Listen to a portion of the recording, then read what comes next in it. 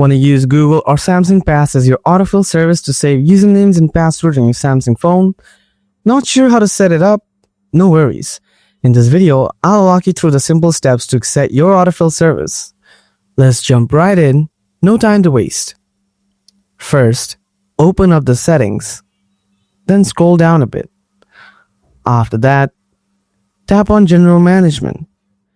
Now scroll down again. Here you will see the password, passkeys, and autofill option.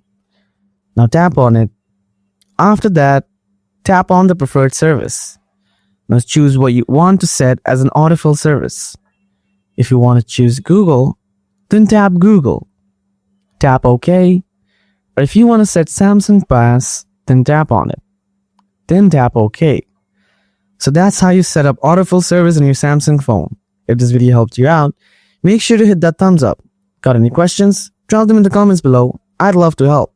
Thanks so much for watching.